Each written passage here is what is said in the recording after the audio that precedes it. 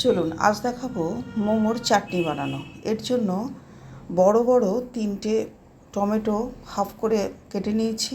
এর সঙ্গে বেশ কিছুটা কাঁচা লঙ্কা আর শুকনো লঙ্কা দিয়ে সিদ্ধ করতে দিয়ে দিলাম। সিদ্ধ হয়ে গেলে ঠান্ডা করে মিক্সিং জারে দিয়ে দিলাম।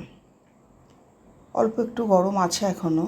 এর মধ্যে একটু ধনেপাতা কুচি দিয়ে ভালো করে পিষে নেব। এরপর কড়াইয়ের মধ্যে পরিমাণ মতো সাদা তেল দিয়ে গোটা গোলমরিচ ক্রাশ করে দিয়ে দেব। এমনি গোলমরিচ গুঁড়ো দেব না, এতে ফ্লেভারটা খুব ভালো আসবে। এরপর দিয়ে দিচ্ছি হাফ চামচ মতো হিং। এবার বেটে রাখা টমেটোর পেস্টটা দিয়ে দিলাম।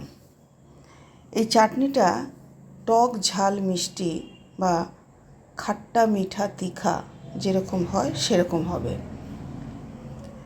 পরিমাণ মতো নুন দিলাম, অল্প মিষ্টিও দিলাম, আর দিলাম সয়া সস। আমি কিন্তু আমার মতো করে করছি। এবার এটা একটু জাল দেব। এর থিকনেসটা কতটা পুরো হবে সেটা নিজেদের ইচ্ছে মতো।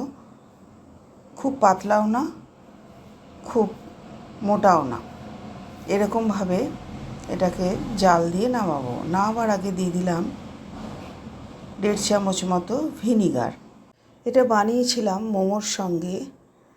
এরপরে মোমো বানানোটা দেখাবো।